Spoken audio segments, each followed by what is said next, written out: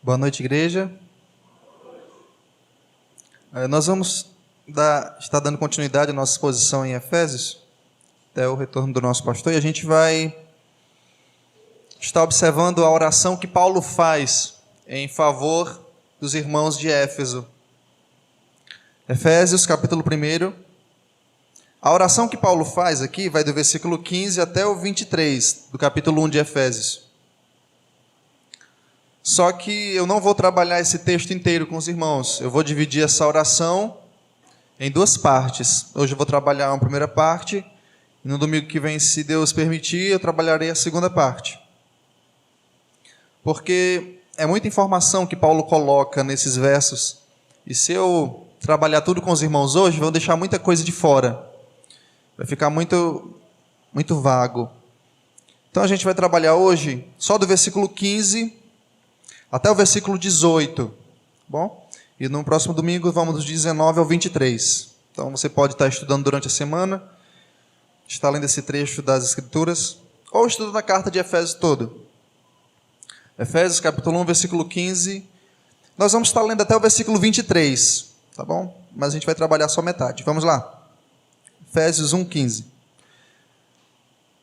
Por isso também eu, tendo ouvido a fé que há entre vós no Senhor Jesus e o amor para com todos os santos, não cesso de dar graças por vós, fazendo menção de vós nas minhas orações. E a oração de Paulo é essa: para que o Deus de nosso Senhor Jesus Cristo, o Pai da glória, vos conceda espírito de sabedoria e de revelação no pleno conhecimento dele, iluminados os olhos do vosso coração, para saberdes qual é a esperança do seu chamamento, qual a riqueza da glória da sua herança nos santos, e qual a suprema grandeza do seu poder para com os que cremos, segundo a eficácia da força do seu poder. Versículo 20.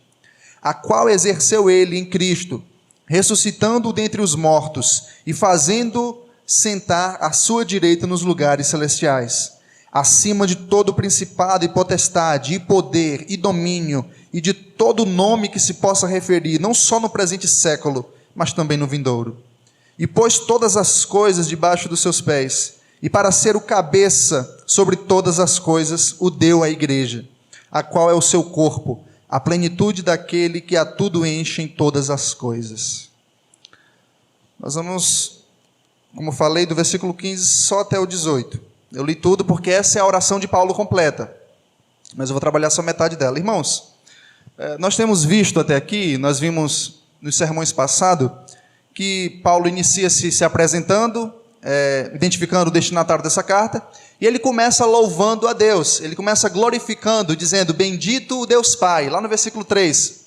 Ele começa glorificando a Deus pelas bênçãos recebidas no Deus Pai, pelas bênçãos recebidas no Deus Filho, e pelas bênçãos recebidas no Deus Espírito Santo. No domingo passado, de maneira mais específica, nós observamos as bênçãos concedidas pelo Espírito Santo. E nós vimos que a bênção concedida pelo Espírito Santo é o selo do Espírito. Ele é o penhor, ele é a garantia de que aquilo que Deus iniciou em nós, ele vai concluir. Pode estar deixando o texto aqui, tá bom? Eu vou estar trabalhando sempre assim. Toda vida que eu for pregar, pode deixar o texto aí que eu vou usar ele bem direitinho.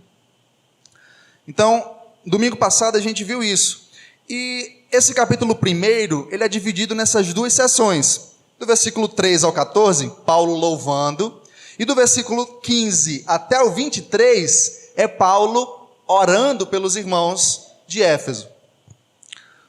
Hoje nós vamos observar essa oração aqui. E ela tem muita semelhança com o louvor de Paulo, né? Ela fala mais de Deus do que dos próprios destinatários dessa carta. Ela também tem ela pode-se dizer que ela é uma passagem trinitária, ou seja, ela faz menção ao Deus Pai, faz menção ao Deus Filho e faz menção ao Deus Espírito Santo. Então vamos dar início ao nosso texto. Versículo 15. Por isso, também eu, tendo ouvido a fé que há entre vós no Senhor Jesus e o amor para com todos os santos, versículo 16, não cesso de dar graça por vós, fazendo menção de vós nas minhas orações.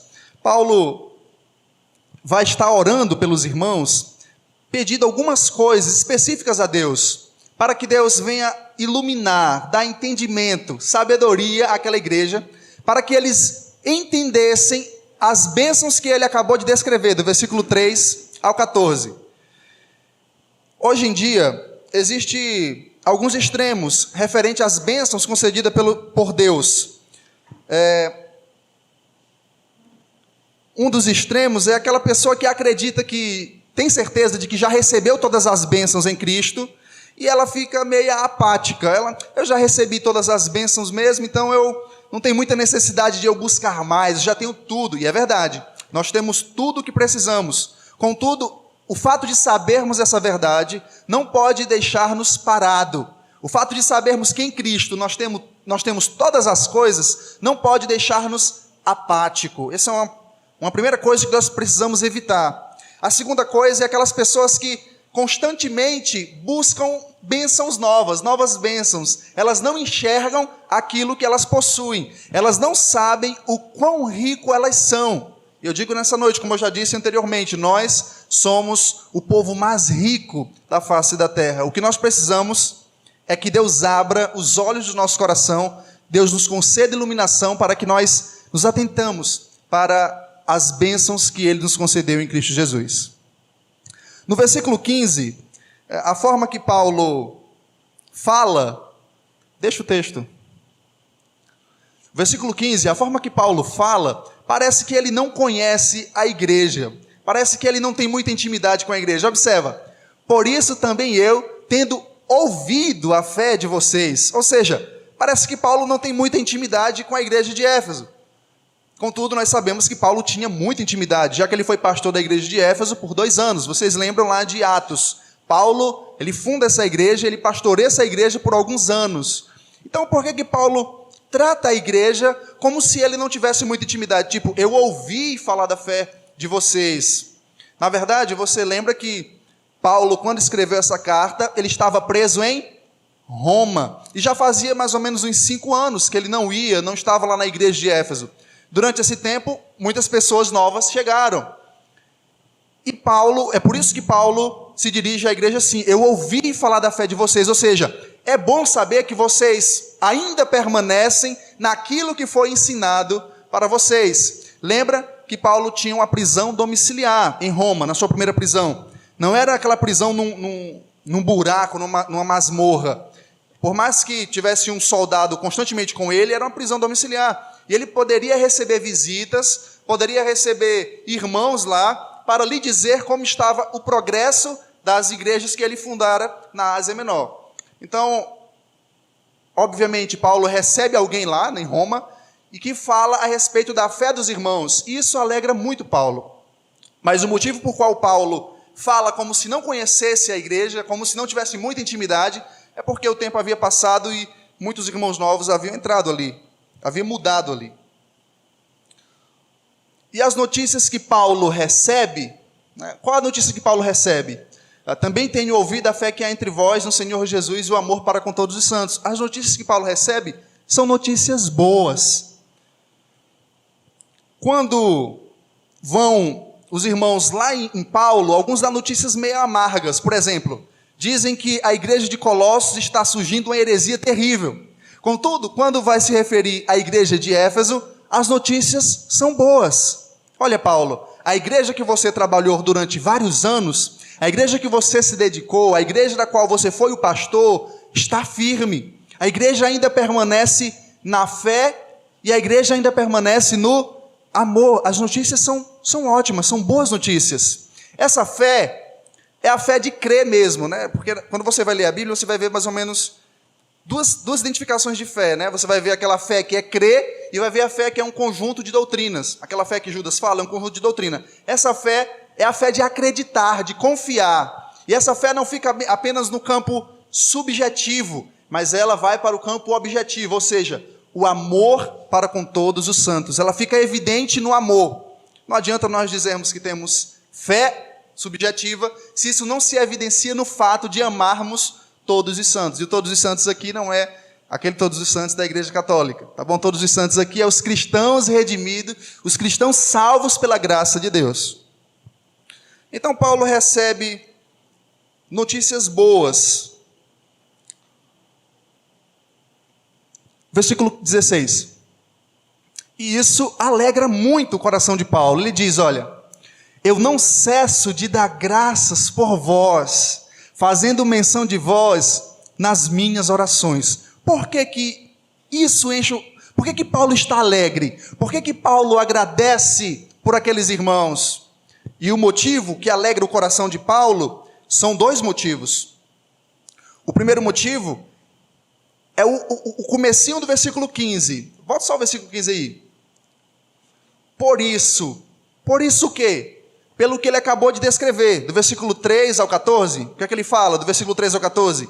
Das bênçãos, de que os gentios estavam fora de Deus, estavam separados lá, e Deus, lá na eternidade, elege, Deus chama. Em Cristo, Deus paga a dívida dos gentios, dos judeus, e o Espírito Santo, por meio da palavra, faz o indivíduo crer e sela. Por causa dessas verdades, Paulo diz, por isso eu me alegro, porque eu sei que isso que eu descrevi aqui em cima é verdade na vida de vocês.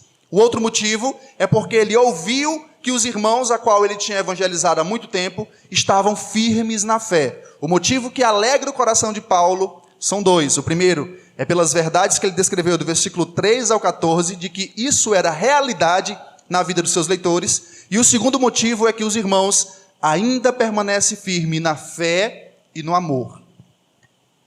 Pode passar para o versículo seguinte. Versículo 16. E Paulo diz que faz oração por esses irmãos constantemente.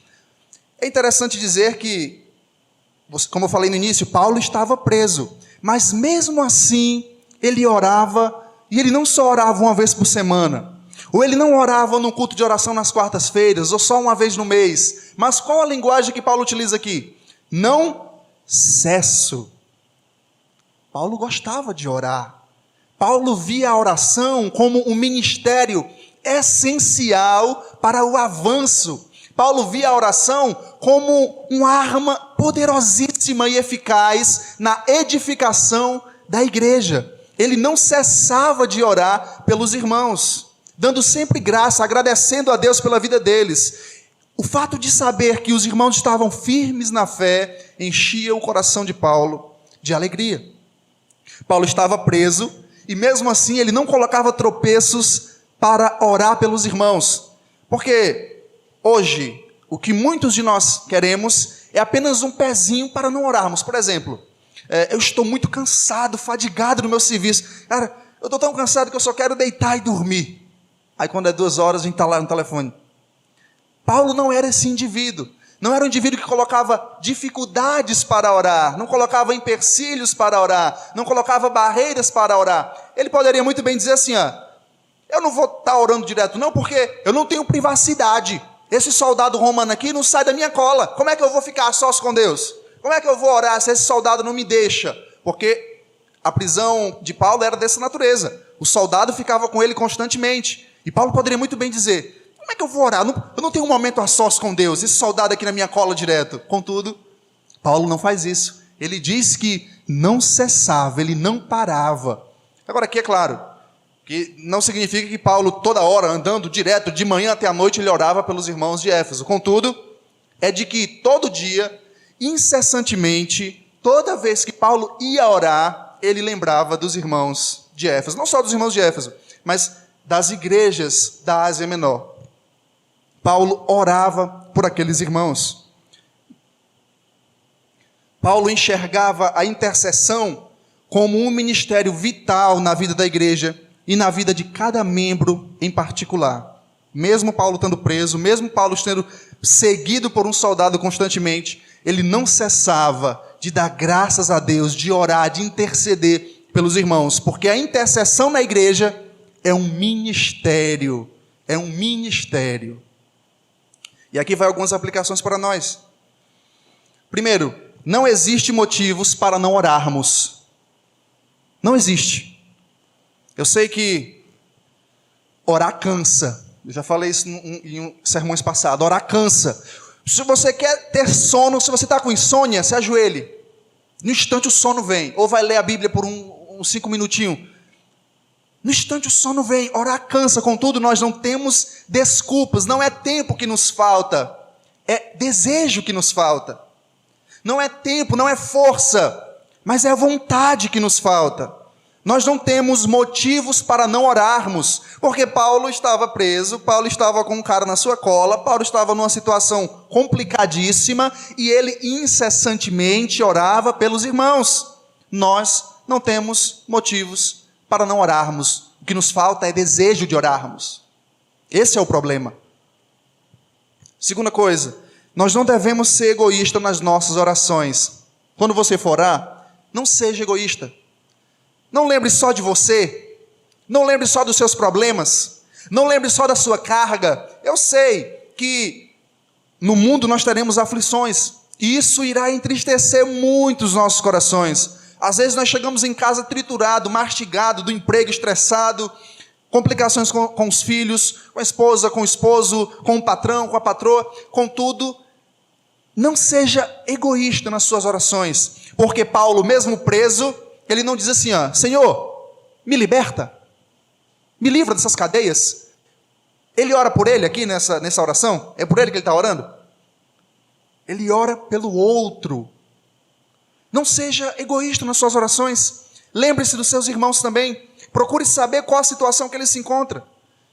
Talvez existam irmãos mais angustiados que você. Às vezes, quando nós não sabermos a realidade de algum irmão especificamente, mas apresente a igreja de Deus, diga, Senhor, eu não sei qual a realidade de todos os membros da minha igreja, mas livra das angústias, livra das doenças, sara, Senhor, o teu povo, livra das enfermidades, concede condições financeiras melhores, Senhor, abençoa o desempregado, livra, Senhor, aquele irmãozinho, naquele caminho difícil que ele vai para a sua casa, para o seu lar. Então, lembre-se sempre do seu irmão, não seja um egoísta nas suas orações. Não olhe só para o próprio umbigo, mas orai-vos uns pelos outros. Outra coisa, veja a oração como ela realmente é. A oração é um ministério vital para o crescimento da igreja. Por isso que nós temos aqui um culto de oração.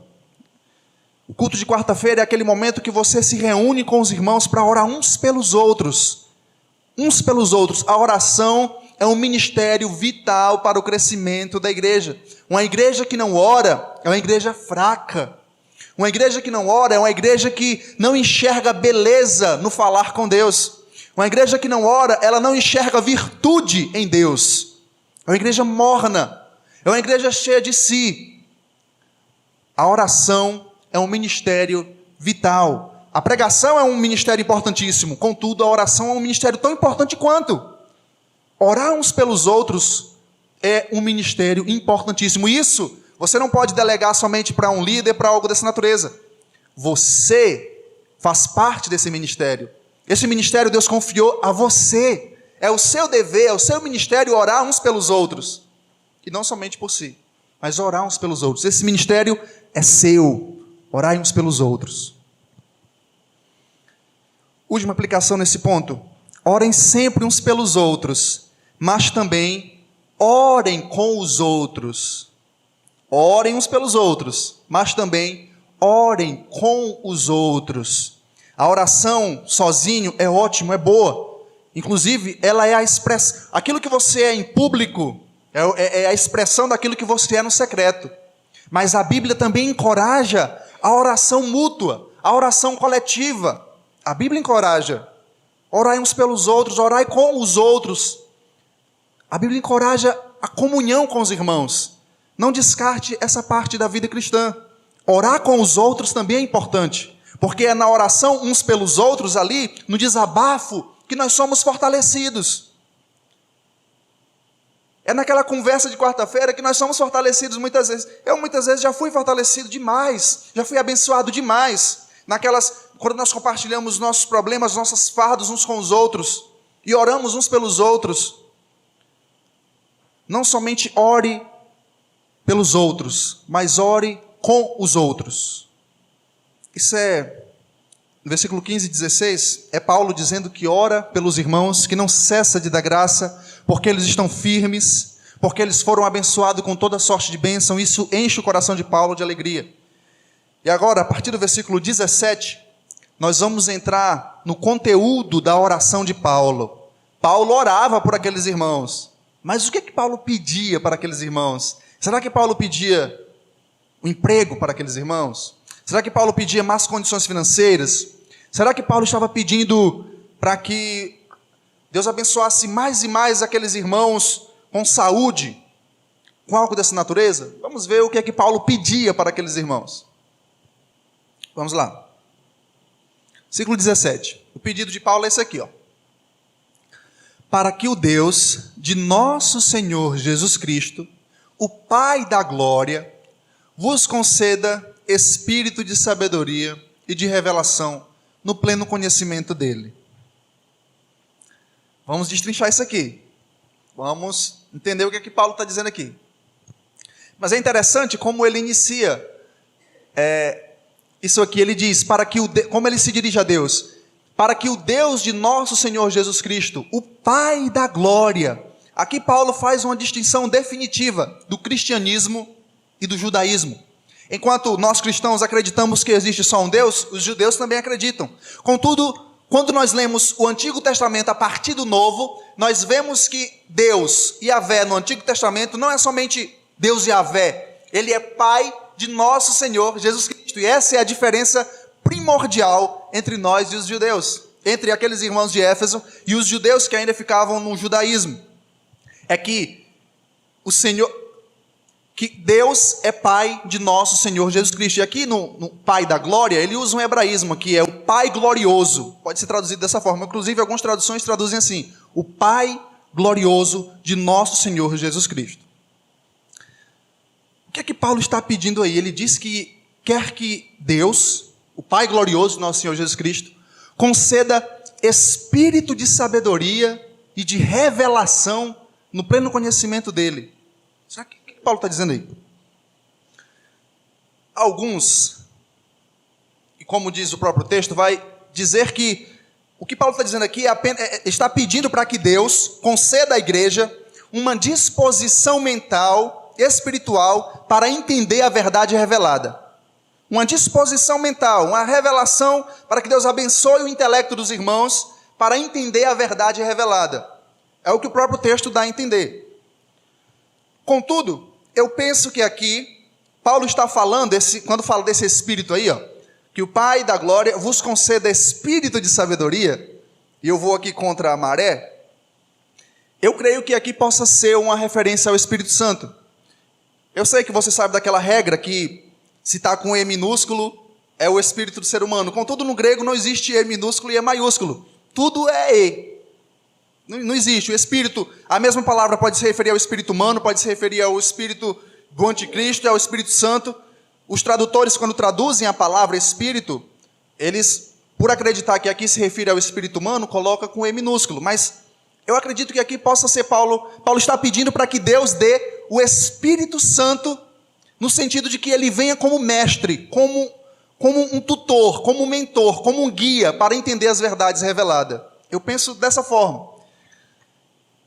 Eu vou dizer o porquê que eu penso assim. Inclusive, não estou inventando isso aqui, tá? Não é somente eu, Gabriel, pastor, que pensa dessa forma. Algumas traduções traduzem dessa forma como o Espírito Santo. Por exemplo, coloca aí a NTLH. Perdão de novo por apelar para a NTLH. Mas coloca aí só para a gente ver aqui. A NTLH. E peço ao Deus do nosso Senhor Jesus Cristo, o Pai glorioso, que dê a vocês o seu Espírito, o Espírito que os tornará sábio, revelará Deus a vocês, para que assim vocês o conheçam como devem conhecer. Entendeu? Eu penso que é exatamente isso. Paulo está pedindo, então quer dizer que está tendo uma contradição aí, porque lá no versículo 14, Paulo diz que o Espírito vem e sela. Os irmãos já receberam o Espírito, e aqui pede de novo? Não, porque aqui Paulo está pedindo o Espírito no sentido de vir como iluminação, como guia. É como diz lá em João 16,13, ele é o Espírito da verdade e os guiará em toda verdade. Não é que Paulo está pedindo o Espírito Santo de novo, no sentido de que os irmãos não tinham, mas é que o Espírito Santo venha como o tutor, como o mentor, com o seu ministério de mestre, de guiar em toda a verdade os irmãos. Os irmãos estão entendendo?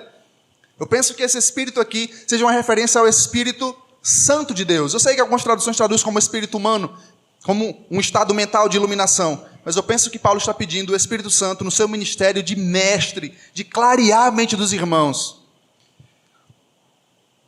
E digo mais, Paulo várias vezes pede para que Deus dê o Espírito Santo aos irmãos, mesmo os irmãos tendo o Espírito Santo. No sentido de que o Espírito Santo venha no seu ministério de iluminação, de guiar na verdade. Eu penso que o que Paulo está em mente aqui é aquele texto descrito lá em Isaías, capítulo 11, versículo 2. Eu quero ler isso aqui com os irmãos. Isaías 11, 2. Presta atenção. Repousará sobre ele o Espírito do Senhor, o Espírito de sabedoria, está falando do Espírito Santo, sabedoria e entendimento, o Espírito de conselho e de fortaleza, o Espírito de conhecimento e de temor do Senhor. É esse o pedido de Paulo para os irmãos, que habite nele o Espírito de sabedoria. Não é somente uma disposição mental para entender as verdades, isso vai existir, com certeza, mas é porque o Espírito Santo vem no seu papel de tutor, de mentor, de mestre, de guia na verdade. Creio que é isso que Paulo está pedindo. Vamos ler mais uma vez. Repousará sobre ele o Espírito do Senhor, o Espírito de sabedoria e de entendimento, o Espírito de conselho e de fortaleza, o Espírito de conhecimento e de temor do Senhor. Eu creio que é isso que Paulo está pedindo para os irmãos de Éfeso. Pode voltar. Você entendeu, né? Resumindo, o que Paulo está pedindo aqui é que o Espírito Santo venha no seu ministério de mestre, iluminando a mente dos irmãos, guiando eles em toda a verdade, para que eles entendam a grandeza, a profundidade, a sublimidade do que foi descrito lá em cima, das bênçãos concedidas em Cristo Jesus. É isso que Paulo está pedindo. O Pai da glória conceda o Espírito de sabedoria e de revelação. Cabe nós fazermos aqui um parêntese nesse revelação. O revelação aqui não é eu estou aqui no púlpito e eu adivinhar a vida dos irmãos. Deus está aqui me revelando que alguém está com dor de cabeça aqui. Não, não é isso. Ou que alguém tem, sei lá, alguma doença aí que nem existe e a partir daquele momento vai existir. Não. A Bíblia diz, e é óbvio aqui, a revelação é sempre associada no Novo Testamento com trazer luz a algo que já existe. Revelação é isso. Trazer luz a algo que já existe. O que Paulo está pedindo é que os irmãos entendam o que já foi registrado.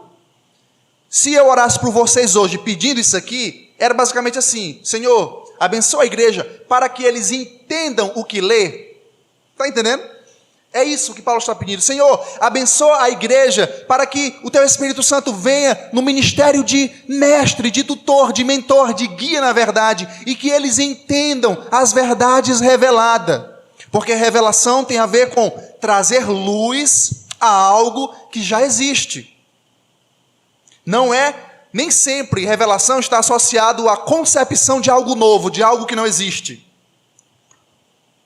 Revelação está relacionada a trazer luz a algo que já existe. Quem recebeu o espírito de revelação de algo novo foi os apóstolos, foi os profetas. Eles receberam revelação nova mesmo. Mas nós hoje, o que o Espírito Santo faz em nós é iluminar nossa mente para nós entendermos o que já foi revelado, o que já está escrito. Então, caso alguém esteja revelando aí a sua vida ou algo dessa natureza, tome muito cuidado. Eu não nego que Deus possa fazer se assim Ele quiser. Deus pode fazer tudo. O que Ele quiser, Ele faz. Deus pode. Se disser que Deus não pode, eu estaria limitando Deus na sua ação. Deus pode fazer o que Ele quiser. Contudo, tome muito cuidado quando isso possa acontecer com você. Muito cuidado. Porque Deus edifica o seu povo por aquilo que já foi revelado no entendimento da sua palavra e não na concepção de algo novo. Deus está me revelando que Deus vai te dar um carro, vai te dar isso e aquilo. Não. Não é assim que Deus avança o seu reino e edifica a sua igreja, mas é trazendo luz, entendimento naquilo que já foi revelado. Isso aqui é um pedido muito incomum, se Paulo realmente está pedindo, eu creio que esteja, o Espírito Santo de sabedoria para aqueles irmãos. Porque hoje em dia, as pessoas pedem avivamento, mas o que é que eles querem? Eles querem manifestações extraordinárias. Contudo, o avivamento aqui que Paulo está falando é a compreensão da palavra de Deus. O fato de vocês entenderem corretamente a palavra de Deus, de terem a iluminação do Espírito, isso avivará o coração de vocês. Se vocês entenderem corretamente a Bíblia, a palavra do Senhor, isso fortalecerá a fé de vocês. Vocês não precisarão de coisas novas. Vocês não precisarão eu estar inventando aqui um monte de coisa da vida de vocês. Porque se você entende, por meio da iluminação, por meio do ministério de mestre do Espírito Santo, a palavra dele, você vai ser edificado, você vai ser abençoado, você vai ser guiado na verdade, você vai ser fortalecido, você vai ser avivado, você vai desejar orar. Outra coisa bem interessante nesse texto é que Paulo não está pedindo somente que você conheça alguma coisa sobre Deus. Eu quero que os irmãos saibam que Deus existe e é maior que todo mundo, não é somente isso, não é o básico. Olha o que ele pede: sabedoria, revelação no pleno conhecimento dele, no pleno conhecimento dele. Não é um conhecimento superficial, é pleno conhecimento de Deus.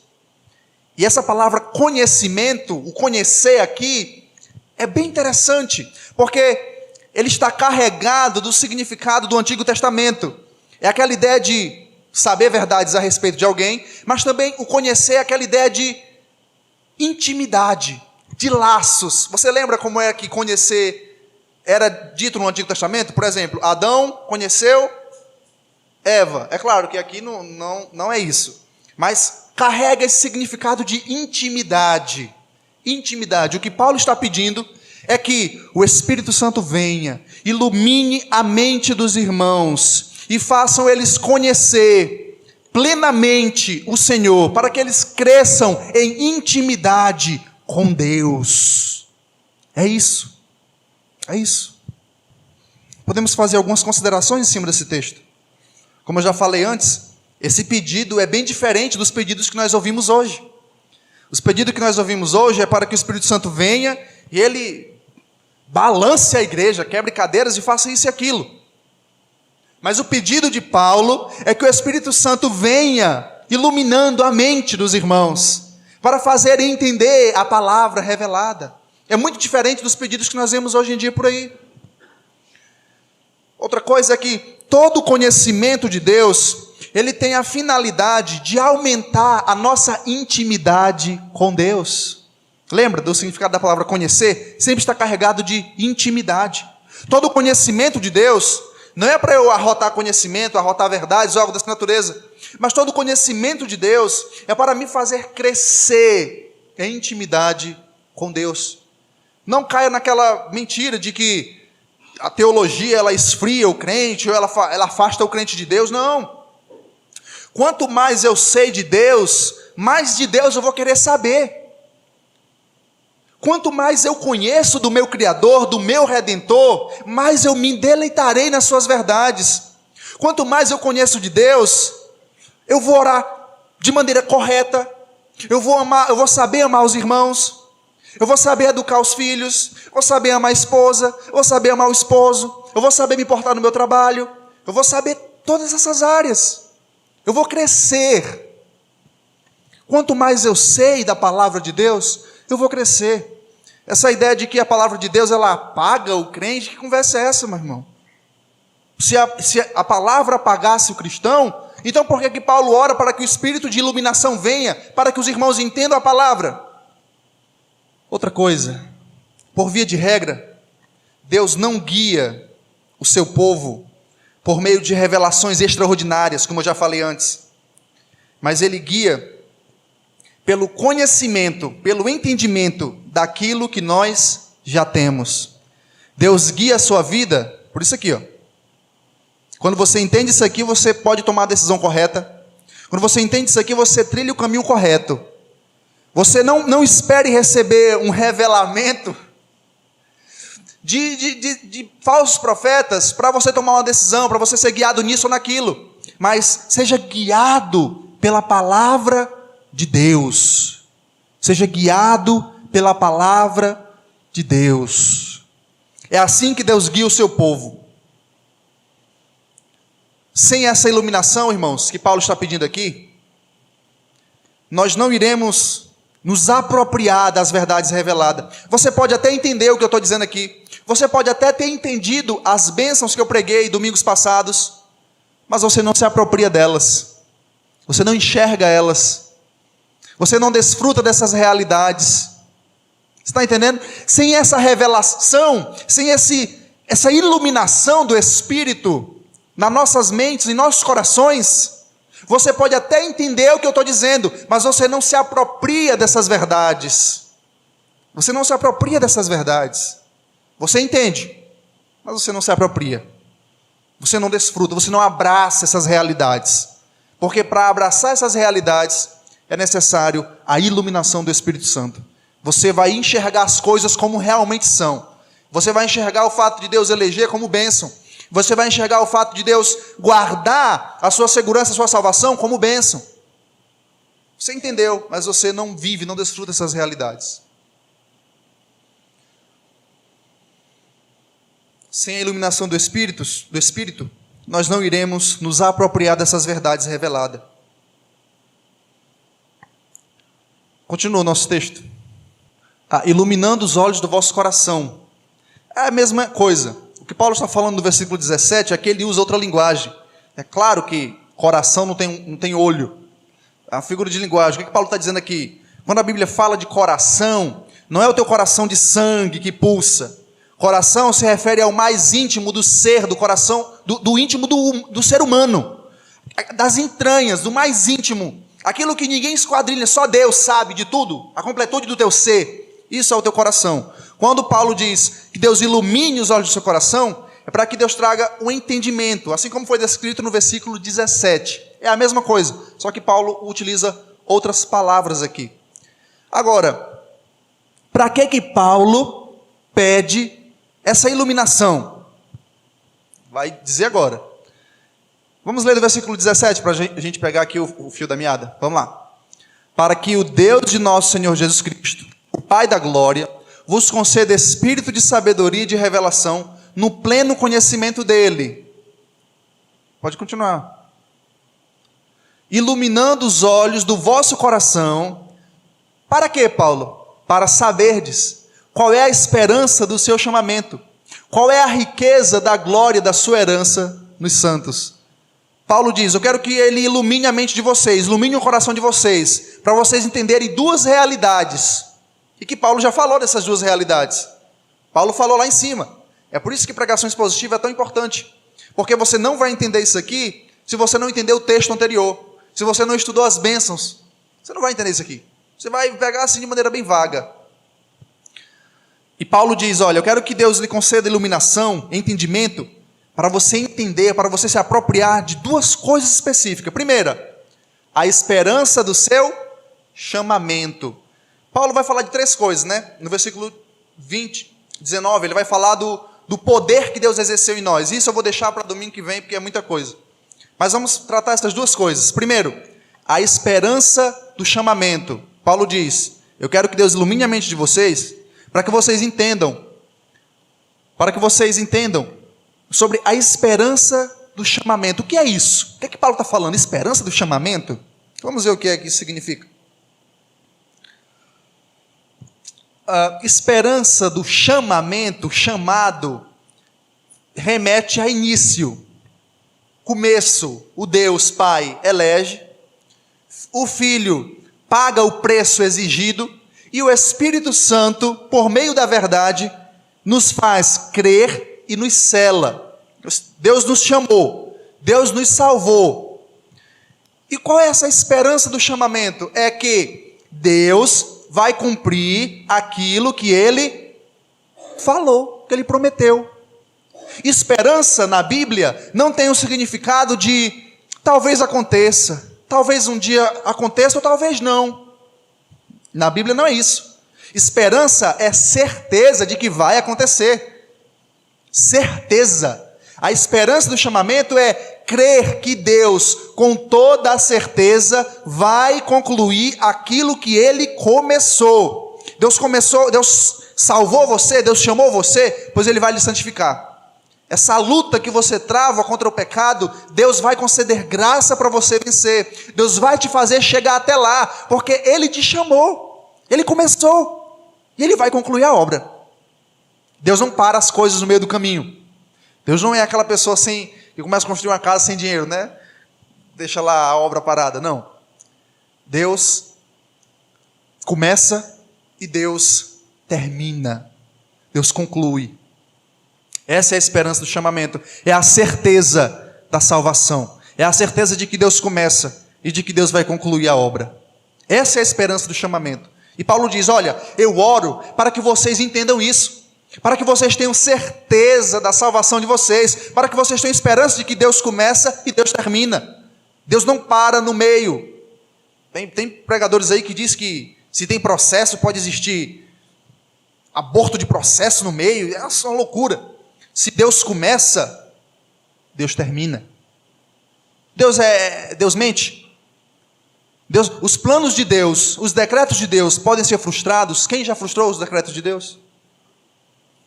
Desde que o mundo é mundo, tudo aconteceu, sempre com Deus segurando as rédeas da história e decretando todas as coisas.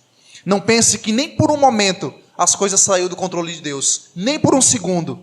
Deus não foi frustrado quando Adão caiu.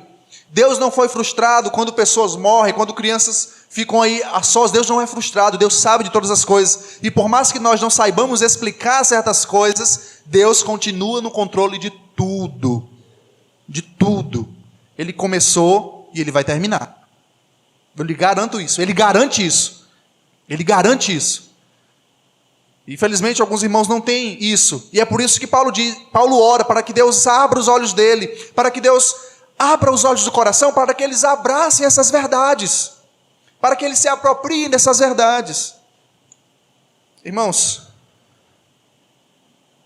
quando nós temos a certeza da salvação, eu já falei isso domingo passado, a gente não fica uma vida miserável de pecados, não. Não pense isso, não. Na verdade, quando nós temos a certeza da salvação, nós temos mais ousadia. Essa que é a verdade. Mais ousadia. Porque eu sei que se eu papocar, eu sei para onde eu vou. Eu estou certo de que Deus começou e de que Deus vai terminar. Claro que ninguém quer, né? A gente quer demorar mais um pouquinho. Mas se vier, a gente tem a certeza de para onde nós iremos. Nós temos a certeza. Se você não tem certeza, analise seu coração, como eu já disse, se você luta contra o pecado, se você tem fé em Cristo, se você quer estar com Deus, se você busca a santidade, se você ama os irmãos, não tem por que nós duvidarmos. Porque só só o Espírito Santo gera. Só o Espírito Santo gera. A segunda coisa, primeira, é a esperança do seu chamamento, ou seja, a certeza. Deus começa e Deus termina. Segundo, é a riqueza da glória da sua herança nos santos. É uma frase bem comprida, né? Fica difícil desmembrar essa frase aqui. Mas o que é que Paulo quer dizer aqui? Ele quer dizer a mesma coisa que nós já vimos. Paulo aqui não está falando nada novo. Ele está falando só o que já pregou. Só o que ele já escreveu em cima. Ele só está orando para que os irmãos se apropriem dessas bênçãos. Para que os irmãos entendam essas bênçãos. Para que os irmãos desfrutem dessas bênçãos. Essa é a oração de Paulo. Paulo não está botando nada novo aqui. A riqueza da glória da sua herança nos santos. Ou seja, você lembra que Paulo diz que em Cristo nós somos feitos herança, no versículo 11? Lá no versículo 11 diz assim, nele, no Filho, digo, no qual fomos também feitos herança. Nós fomos feitos herança. Essa herança aqui não é a sua herança, é a herança de Deus. Olha aqui. Qual a riqueza da glória da sua herança? A sua aqui não é a nossa, é a sua herança, a de Deus, a herança de Deus. Paulo está dizendo o seguinte, ele quer que os irmãos se atentem para o fato de saberem que é um privilégio indescritível. Nós sermos herança de Deus. Nós temos um dono, nós temos um possuidor. Paulo diz, olha, se você tiver noção, ideia do que significa você, a igreja de Deus, perfeita, lavada e remida pelo sangue do Cordeiro, ser herança de Deus, como isso é extraordinário, como isso é glorioso, como a igreja é uma riqueza gloriosa que pertence a Deus. Se você tiver ideia disso, se Deus abrir os olhos do teu coração, se Deus iluminar a tua mente, tu vai ficar espantado, tu vai ficar extasiado, contemplando essa beleza, o fato de que você pertence a Deus. Paulo quer que você se atente para essa verdade. Nós somos herança de Deus. É isso que Paulo está dizendo. Isso tem algumas implicações para nós, o fato de sabermos que somos herança de Deus. Primeiro, isso nos faz ver a igreja no seu esplendor, como uma rica herança. Você não vê a igreja pelas falhas dela. Você não enxerga a igreja como, ali só tem pecadores ali, os irmãos, tem irmão que fala da vida não sei de quem. Você não enxerga a igreja dessa forma. Você enxerga, como Paulo diz, uma riqueza gloriosa, uma rica herança. Você enxerga a igreja como preciosa. Você enxerga a igreja como valiosa. Como valiosa. É claro, aqui tem pecadores. Nós somos pecadores, nós falhamos, nós erramos. Contudo, nós não enxergamos a igreja a partir dos erros, mas nós enxergamos, como a Bíblia descreve, como uma herança gloriosa do Deus Pai. Outra coisa, o fato de sabermos essa verdade nos traz cautela quando nós nos dirigirmos à igreja. Tome muito cuidado. Nenhum esposo que está aqui vai gostar que a sua esposa seja ofendida. Nenhum. Então por que que Cristo iria gostar de que a sua noiva fosse ofendida? A igreja é a herança do Pai. A igreja pertence. Cristo, Deus, comprou a igreja. Cristo formou a igreja. Cristo pagou um alto preço pela igreja. A igreja é a noiva. Foi um preço de sangue. Então tomemos muito cuidado quando formos falar da igreja de Cristo. Quando eu falo de igreja, eu estou falando de igreja local, sim, mas eu me refiro mais à igreja perfeita, à igreja universal do mundo. Estou falando da universal ali, né? Estou falando da igreja que Cristo reuniu para si. Tome muito cuidado quando for falar da igreja. Aqueles irmãos ali não prestam, não sei o quê. Não, irmãos, tome cuidado. São seus irmãos. Tome cuidado, porque eles foram comprados como você também foi comprado. Tenha maturidade para saber lidar com algumas diferenças. Tome muito cuidado quando você for ofender a igreja de Cristo. Ele pagou um alto preço, ele tem ciúmes, ele gosta, ele zela por ela. Ele ama ela. Ele ama a sua igreja. Então tome muito cuidado quando for ofender a igreja de Cristo. Muito cuidado. Porque ela é herança, é gloriosa, é rica para o Deus Pai. E essas foram as duas coisas que Paulo queria que a igreja entendesse. Primeiro, a esperança do chamamento. E segundo, o fato de que nós somos herança de Deus. E eu vou fazer algumas aplicações e vou caminhar para o final. Irmãos,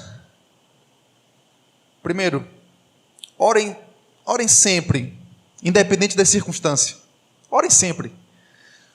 Vamos parar. Eu sei que é difícil, até para mim também é difícil o ministério da oração, mas vamos parar de inventar mais desculpas. Vamos começar a partir de hoje, assumindo o nosso erro. Senhor, eu realmente tenho falhado na oração. Eu oro pouco, mexo muito no telefone, durmo muito, brinco muito e oro pouco. É verdade. Eu assumo. Não é que eu estou muito cansado. É que eu não tenho desejo. Eu não tenho vontade. Eu não me alegro. Eu não me animo, Senhor, quando eu me ajoelho. Senhor, me perdoa. Senhor, ilumina o meu coração. Senhor, me faça orar mais. Senhor, me ajuda. Senhor, renova minhas forças. Senhor, traga iluminação à minha mente para que eu consiga orar. Então, a partir de hoje, pare com isso de estar dando desculpa. Estou tão cansado, estou isso, aquilo. Ore. Mas eu não sei como começar. Começa confessando o que tu está fazendo. Começa declarando essas verdades. Senhor, eu não tenho orado não. Eu não tenho tido desejo não. Desabafe, fale para Deus. Conte a Deus suas misérias. É como diz o Charles Spurgeon, se ajoelhe e ore até você ter desejo de orar. Se a gente for fazer só aquilo que nós temos vontade, nós nunca faremos. Nós nunca iremos ler a Bíblia, nós nunca iremos orar, porque a nossa carne odeia. Ela quer estar deitada na cama, óbvio, assistindo um filme, Netflix. A nossa carne quer isso. E se nós formos dar sempre lugar à nossa carne, nós nunca iremos orar, nunca. Assim como academia, assim como dieta. Você nunca vai... Você não gosta de fazer, mas tem que fazer. O médico diz, olha, por exemplo, no exame que eu fiz, deu início de diabetes, né? Deu comecinho. O médico disse, olha, você tem que cortar açúcar. É difícil, mas é necessário para a saúde. Assim como nós. Orar é complicado às vezes, a gente não tem desejo, mas é essencial para a tua saúde, para que você viva, para que você tenha força para vencer, para que você avance, porque senão você vai andar rastejando igual uma cobra. Então orem sempre, independente das circunstâncias. Outra coisa, seja agradecido por uma igreja saudável. Agradeça a Deus, assim como Paulo fez. Paulo diz, olha, eu dou sempre graças a Deus por vós, porque eu me lembro da fé de vocês, eu me lembro do amor de vocês. Eu tenho amigos em outras igrejas, e eu sempre mando mensagem para eles. Eu digo, olha cara, eu tenho ouvido que a igreja tem sido abençoada pela tua vida. Eu glorifico a Deus por isso. Eu mando mensagem para eles. Passei muito tempo na Assembleia de Deus, tenho muitos amigos lá. E a igreja avança, o reino de Deus avança, então sempre se alegre. Quando você vê o reino de Deus avançando pela vida de outros irmãos, quando você vê irmãos sendo abençoados, se alegre. Tenha o coração enaltecido, engrandecido pela alegria e pelo gozo do Espírito, quando ver Deus usando outras pessoas, quando ver Deus abençoando outras pessoas. Terceiro, busque o Espírito Santo na sua capacidade de iluminação. Se você não buscar o Espírito Santo para que ele ilumine a sua mente, para que ele lhe dê entendimento, você vai compreender o que eu estou dizendo, mas isso não vai fazer diferença nenhuma na sua vida. Diferença nenhuma. Você tem que se apropriar dessas verdades. Se apropriar dessas verdades. Senhor, ilumina a minha mente. Senhor, eu quero desfrutar isso aí que ele está dizendo, como a tua palavra diz. Eu quero viver isso.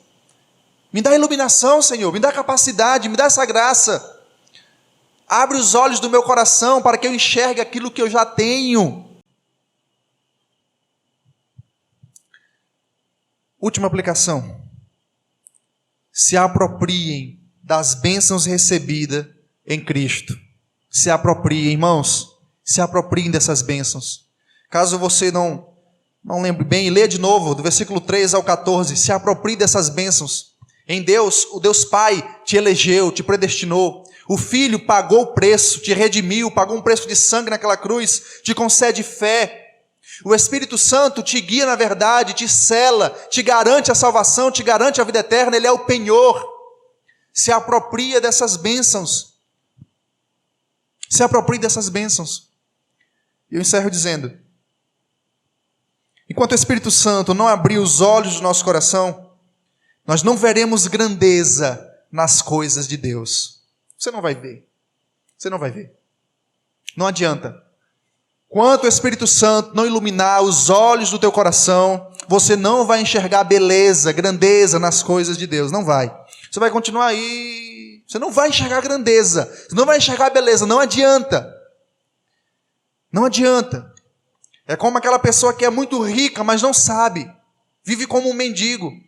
Vive como uma pessoa que não tem nada. Você é rico, você tem as bênçãos, mas você não sabe disso, você não se apropria disso. Você vive como um mendigo mendigando. Ore por mim, ora também. Deus te deu esse privilégio. Vamos orar a Deus?